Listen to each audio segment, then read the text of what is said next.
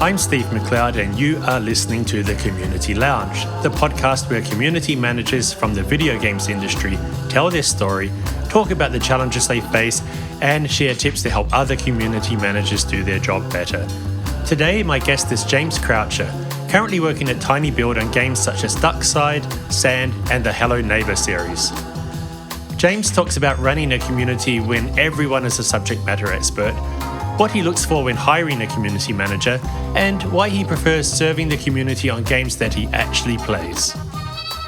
James, tell me about what you're currently doing as a community manager. I'm currently the senior community manager at tinyBuild, where I'm working on a game that we've recently released into early access called Duckside, which is a PvP, PvE, survival, persistent world shooter where you play as a duck. I'm also heading up the community management for a game called Sand, which is a first-person shooter extraction game based on a barren desert planet called Sophie, where you basically take charge of these giant tramplers, which are massive mechs that you can construct from the ground up to find loot across this planet, fight with other players, get into battles between the two tramplers or more, which is shaping up really nicely, and we're hoping to get that into a playtest soon. And I'm also the community manager for a franchise that's relatively well known called Hello Neighbor, which has a number of games in the series, which is Hello Neighbor 1, Hello Neighbor 2, Hello Neighbor Hide and Seek, Secret Neighbor. There's a lot going on there. So that raises the question, how do you manage to fit in time to do all of this? I'm not entirely sure. I think there must be 4 or 5 of me, I think. No, I mean, Duckside is the main focus at the moment because we've just released into early access. So it was literally last week. We've had a massive response. It's basically an MMO. You have servers of up to 100 players. So we're constantly getting feedback. We're constantly interacting with people. We're constantly trying to push more people into the game and receiving feedback and bugs. And all sorts of stuff. So that's kind of the primary focus at the moment. Sand is probably what we're going to be looking to next, because that's going into playtest relatively soon. And Hello Neighbor is kind of in a deep developmental period at the moment, so it's a little bit quieter and a little bit easier to handle. 6 months from now, when Sand and Duckside are kicking on, and Hello Neighbor is wherever Hello Neighbor may be at that time. I can't say how I'm going to handle all of that at once, but we'll cross that bridge when we come to it, I think. I have to say, whoever you're working with who came up with the Duckside pun, I love that. That's just the best name. I didn't get it at first until I said it out loud, and then I realised. And it's a ridiculously fun game as well. One. If I saw a trailer somewhere, it's like a survival game, like Rust, but you're a duck. Exactly that. That's pretty much how we sold it as well. I think that's essentially what is on the first line of the Steam page. And we've gotten so much of the community of Rust kind of coming over and saying like, yo, this is just like Rust from 5 years ago. And I absolutely love it. But you're a duck, so it's even better than Rust from 5 years ago. The response has been insane. There's a bit of a theme at the moment, these games are kind of silly, but otherwise normal games like the Goat Simulator and a couple of other games like that. Well, I think we tried to kind of toe the line between what people might consider a meme game and a legit hardcore experience. So it's a game that's quite easy to get into and to understand. And obviously the draw of being a duck is something that many people can understand. Who hasn't wanted to be a duck at some point in their lives?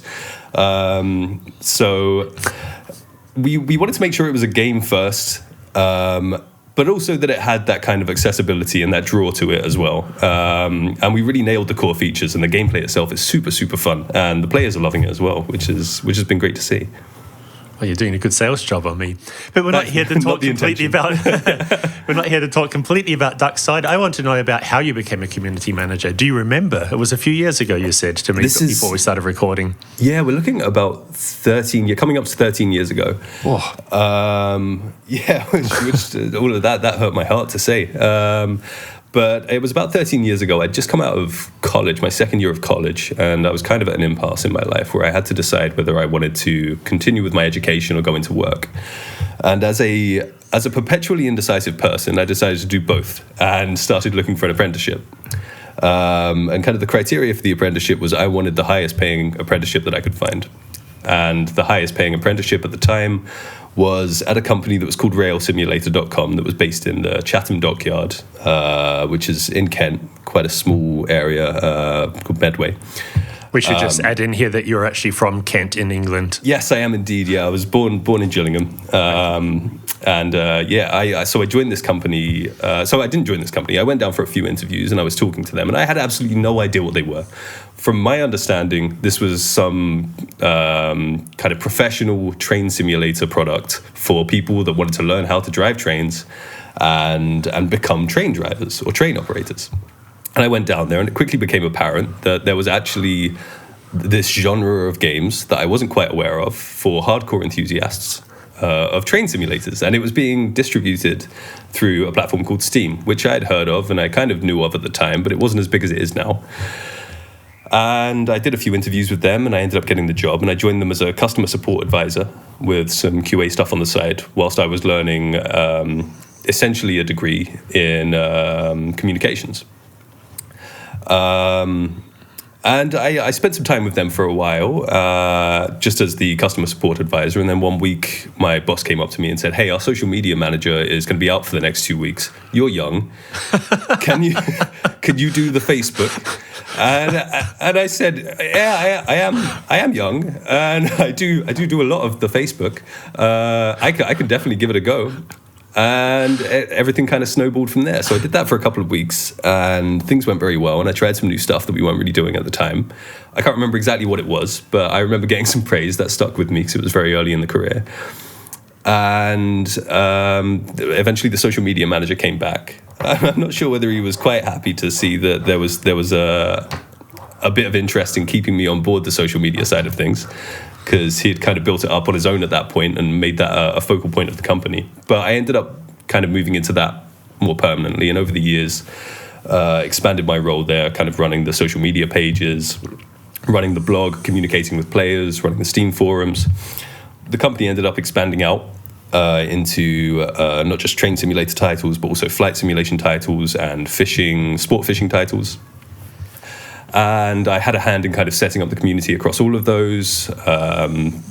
Some I had a bit more of a hand in, some a bit less. One of the titles was a flight simulator from a company that's very well known that Dovetail Games had acquired publishing rights to. And I spent about 6 years there. Can I just ask briefly? Yeah. So it's now gone back to that very well-known company, right? Or does Dovetail still create it on behalf of the very big company? Oh, we'll get there. We're talking about my career. Okay. We kind of move in that direction shortly. I spent about 6 years there. I ended up the lead community manager for Train Simulator, and we released a kind of new state-of-the-art train simulator on Unreal Engine 4 just before I left. And I kind of got to a point where after 6 years I wanted to try some new things. There is such a thing as too many trains, and by that point I think we'd released something like 250 products, which is about... Wow. Yeah. Are you a train enthusiast yourself? I wasn't. Did you become one? Kind of, yeah. I gained this appreciation for train simulation and trains as a whole. To this day, my girlfriend will just drag me out of train stations while I'm pointing at stuff going, "That's the Class 465. Oh, that's a Class 03 shunter. Oh, that's an SD40. That's actually an American one." And she doesn't care, but for some reason it matters to me. I ended up leaving the company after a few years. I had a fantastic time there, and the products were great. The community was awesome, but it felt like I'd kind of reached my natural end point of the company.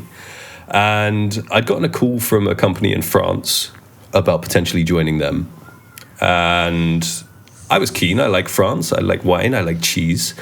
I like weather that's, it's not a high bar, but better than English weather. So I went out there, and I went and met up with them and had an interview with them. And they were like, "So we're working on a project. We can't tell you what it is, but it kind of suits your career so far. But we can't tell you what it is. And it's with a big partner. And it's the revival of an existing title that's seen a lot of popularity in the past. But we can't tell you what it is." And I was like, "Okay. Can I guess what it is?" And they were like, "No." but we're going to talk to you. We're going to talk to you about like kind of what you've done and see whether you'd be a fit for it. And I had an interview out here in Bordeaux. I absolutely love the city, and I was like, you know what, I really want this. And a few weeks later, they contacted me. They said, we'd like to give you the job. We'd like to come in. I came in June of 2018 after 6 years at Dovetail. And they put up this big screen TV and they said, this is the game you're going to be working on, and showed me a very, very early trailer of the most incredible looking flight simulator I had ever seen in my life, with some of the most amazing graphics. It looked pre-rendered to me. And it ended with Microsoft Flight Simulator. And I was mind blown. You know, I'd kind of gone into this relatively blind. I had a good idea that was kind of where they were going, but I had no idea kind of the scale of what the game would be like. And I spent a couple of years there at Asobo working on the Microsoft Flight Simulator community development plan. What does it look like being the community developer for Microsoft Flight Simulator? A lot of it was just kind of planning. So I'd spend a lot of time looking at what was going on in the flight simulation space as a whole at this time. So you had stuff like X-Plane, you had the Microsoft Flight Simulator X, which was being published by my previous company, Dovetail, which had kind of started building a community around it once again. And looking at what they were doing, looking at what the community were hoping for, looking at what platforms they enjoyed engaging with each other on, interacting with developers, seeing how the developers were interacting with their players too, seeing which social media platforms they were most inclined to use, where they were most active and stuff like that, and the kind of systems that we could put in place or initiatives ahead of time that we could have on launch of, say, betas or alphas, playtest release, and a lot of that kind of stuff. And I actually didn't see it through to launch. I ended up staying only about a year and a half because I found myself in a position where, as a community manager that kind of liked being in the mud, doing the community management stuff, being a community manager for a game where you don't have a community, it wasn't quite suited to my sensibilities. Gotcha. So I ended up leaving Asobo and joining Shiro Games. Shiro is also in Bordeaux, right? Yes, it was about 2 buildings down from the Asobo building, so I could still meet up with some of my old colleagues at lunch. Had you started to be part of the wider game development community in Bordeaux, and is that how you managed to make the switch? Yeah, to a degree. I have a lot of connections in Bordeaux and a lot of friends that work at different companies. Bordeaux, I wasn't aware of it when I moved out here, has a pretty deep game development kind of community as a whole. There's a lot of developers out here. There's Motion Twin, there's Shiro Games, there's Asobo, there's Ubisoft, obviously. I think there's a ton of other ones that I apologize to them for forgetting them. And there's a big focus on game development out here as well. There's like game development schools and whatnot that kind of feed into this system. But I joined Shiro Games and ended up jumping into basically a new game they were creating called Darksburg, running their existing game Northgard. They'd seen a lot of success with Northgard, which was like an RTS Viking 4X style game, and spent 4 years working there as a community manager and community director, working on some fantastic games. We released War Tales, we released Dune Spice Wars. I think you're aware of both of those. Yeah. This is a little bit of self-promotion here. Both, I think, Dune Spice Wars and Northgard use feature upvote for managing player feedback. And War Tales, I think. And War Tales, okay. Yeah. But enough of that. Back to you. I don't want this to be about me. I worked there for a while, and things were great. Kind of built the community from the ground up there. When I joined, my manager basically said, "You have a clean slate to do what you want here." So I introduced a lot of initiatives, changed the way we did a lot of stuff. A lot of that's still in use today. Stuff like feature upvote. And after about 4 years, we'd gotten to the release of Dune Spice Wars 1.0. War Tales had just released into 1.0. I could kind of foresee that the next couple of years could be back where I was at Asobo, where I'm just planning for the future. Mm-hmm. So I decided that, now's a good time to kind of move on. I kind of don't want to just be treading water for a couple of years. They're in a good place. They've got a good community team. They've got a good marketing team. And ended up joining tinyBuild around this time last year. Is tinyBuild also in Bordeaux? tinyBuild is not in Bordeaux. tinyBuild I think one of their main offices are in Amsterdam.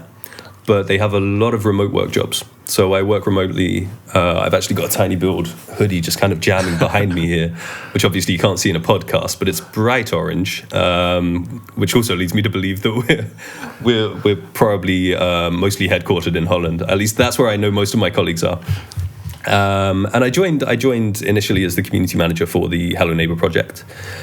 And this was, about a year ago. And then they introduced me to Sand, which we'd released a pre-rendered trailer a couple of years ago at the Summer Games show, which saw a really positive response. And then earlier this year, after coming back from Christmas, my boss mentioned a game called Duckside, which I hadn't really heard about at that point, which was strange because it sounded like it was pretty deep in development.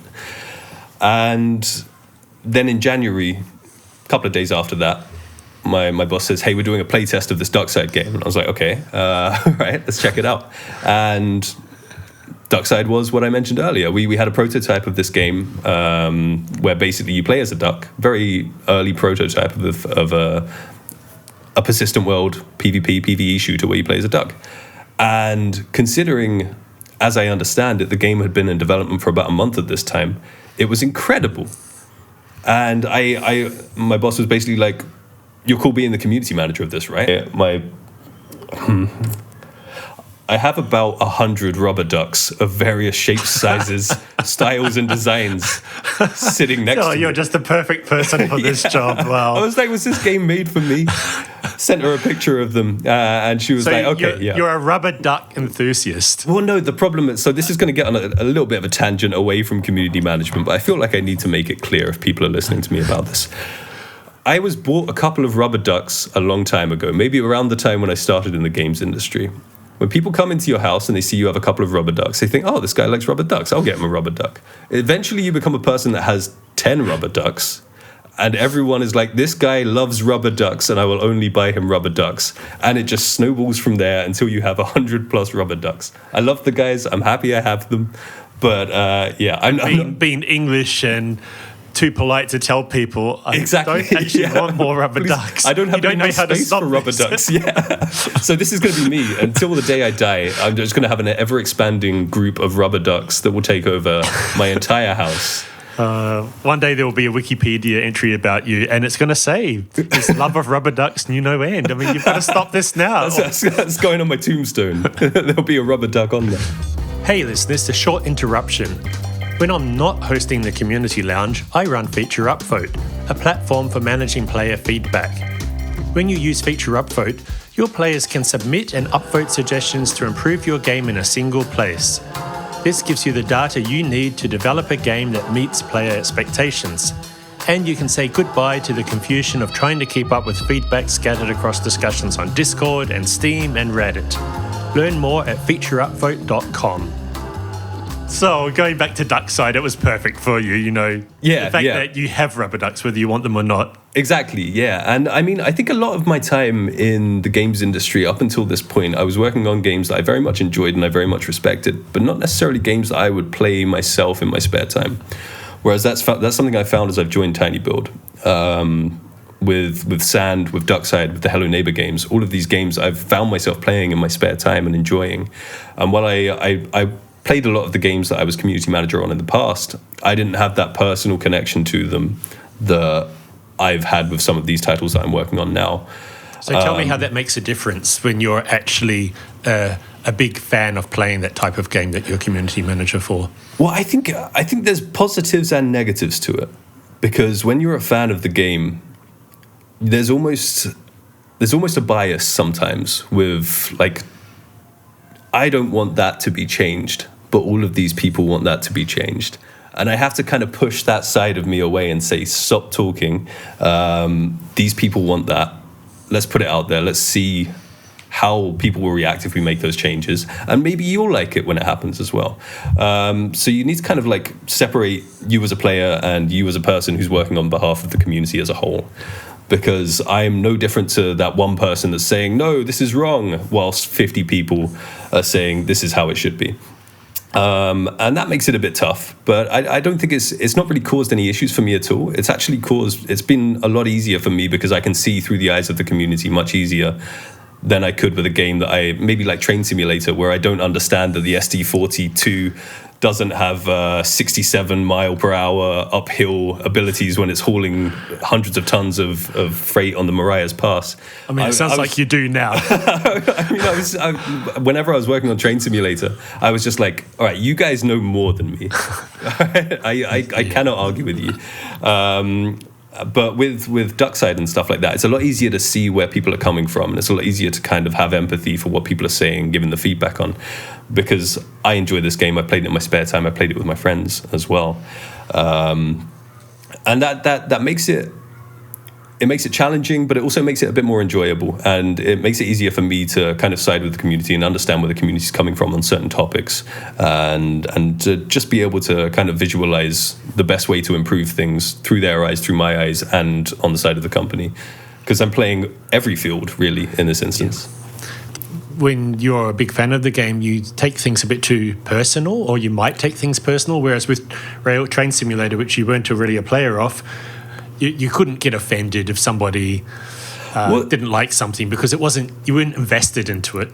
I mean, so with Train Simulator, the thing is the community are extremely knowledgeable. I don't think I've ever met a community more passionate about the games that they play than the Train Simulator community. Oh, I like it. I want to try this Train Simulator out just because I like the idea of such a community being so strongly connected to what they're doing. They know everything. That's the thing. I remember we'd like, I couldn't argue back about anything. I couldn't say something back to them because they, like I said, they knew better than me. I remember we released like a work in progress image once, and almost the best community to get feedback from as well, because these guys there's nothing subjective about what they're saying to you. It's all objective because they know for a fact that the GWR Class 36 or whatever has 37 rivets down the side of it instead of 36, and we released a work in progress image where we'd modeled a new train, and it was a work in progress, and yeah, there were a certain number of rivets on the side of it. I can't remember exactly which train it was, and the community, we had like 50 comments immediately saying that's not how many rivets are supposed to be on this train, it's supposed to be 37,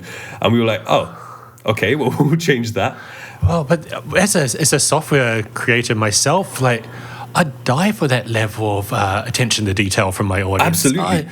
Where it's not that just them saying this thing needs to be improved or this is not easy I don't to use, like but this. Actually, they're actually telling you very precisely as experts. Exactly. And I would like that. It's really important within the simulation kind of genre as a whole, I think, because it's a simulation. It's supposed to be as close to real life as possible. And to have these just subject matter experts that know everything about it, it's the same on Flight Simulator. They know what they're talking about. They're the best community to have because there's nothing subjective about what they're telling you. It's all based on actual facts. Whereas if you're working on a game like Duckside or... Very few people have experience of being a duck. I want to move the conversation more to your experience in general as a community manager. Yeah. You told me before we started recording that you've got some experience training and hiring community managers. Tell me a bit about what you look for when you're trying to find somebody who'd be a good fit for a community management role. Yeah, absolutely. So, well, the main thing with being a community manager is that it's your personality. Almost always. You're going to be engaging with the community on a daily basis. You're going to be the person that represents the company. You're going to be the person that is the voice of your game, of your company. You're going to be the person that delivers the good news. You're going to be the person that delivers the bad news. So it's very important the way that you kind of present yourself, especially in the early interviews. I don't particularly like the over-corporate approach to stuff. I like to be personable. I like to be friendly. I like people to see me as a human as opposed to just a name on the screen that represents the company that I work for.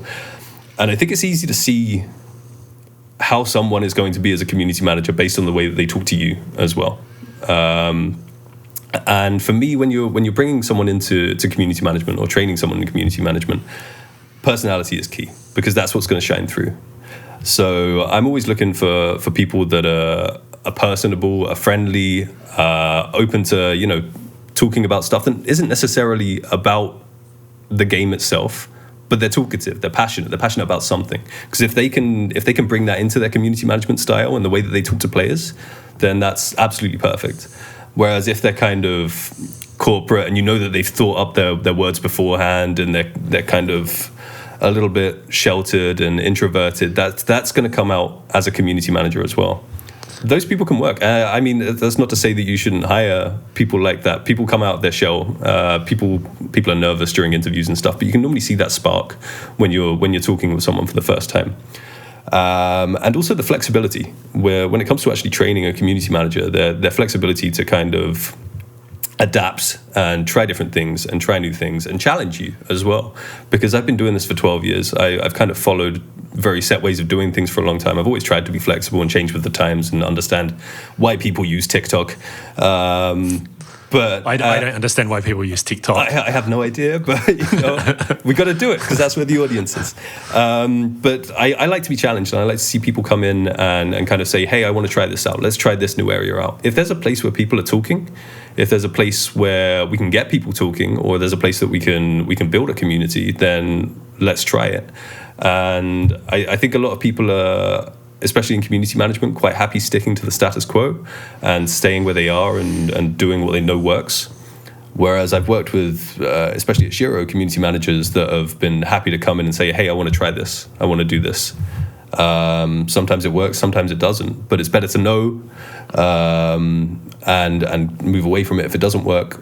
And if it does work, then we've got a brand new platform where we can engage players and work with the people that we have playing our game. That brings me to the next question.